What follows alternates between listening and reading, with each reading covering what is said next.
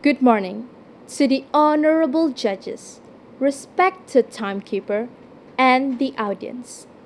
Ladies and gentlemen, it is indeed an honor to be given the chance to stand here in front of you, the audience. My task today is to tell you about the revolution of STEM.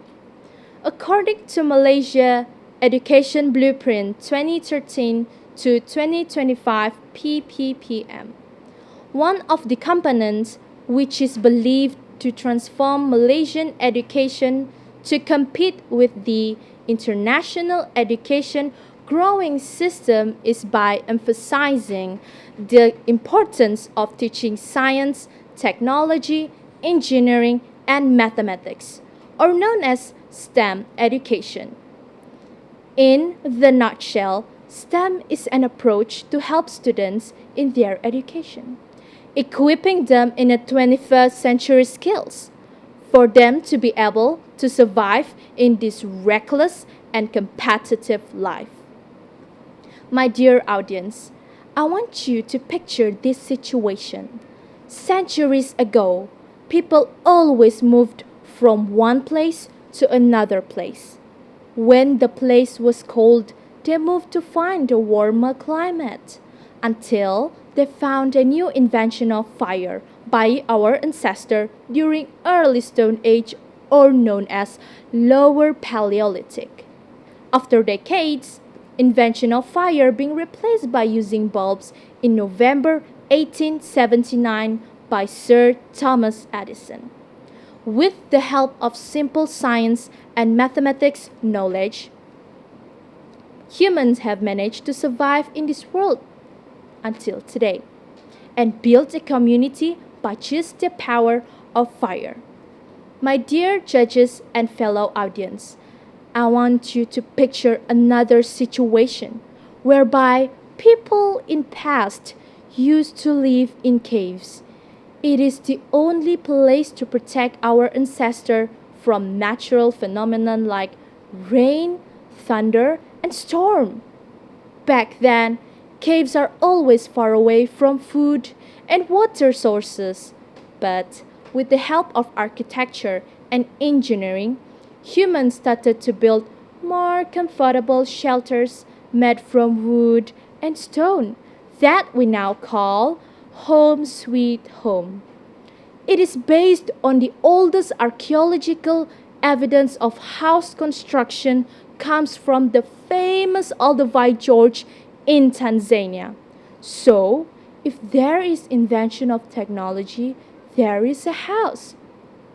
With the advanced knowledge of science and technology, from simple houses, people build up the world with peculiar buildings. Skyscrapers would have collapsed, and we will never have cities like Kuala Lumpur, Paris, and New York without the knowledge of science and technology. Audience, please bear in mind that technology and science are important. My dear judges and fellow audience, please bear in mind that technology has contributed to us the ability to build landmarks like the Pyramid of Giza, the Colosseum, the Great Wall of China, and Taj Mahal. We need an invention that could make heavy workload sounds possible. And that is when humans invented wheels.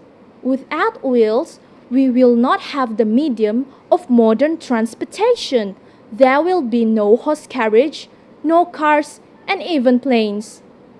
Can we even imagine if I were to walk from Lawas to Miri?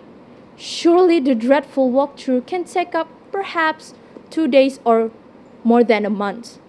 Holy moly, that is going to be so tiring imagining myself to walk that far. My dear audience, I want to ask you this question.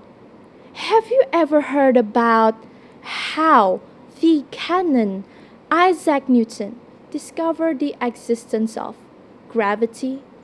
He once said it was once a pioneer in the early study of science. A falling of an apple has plucked out his curiosity about science. Just by that discovery, he is remembered as one of the most famous scientists in the world, together with Galileo Galilei, Marie Curie, Charles Darwin, and most importantly, the father of physics, Albert Einstein.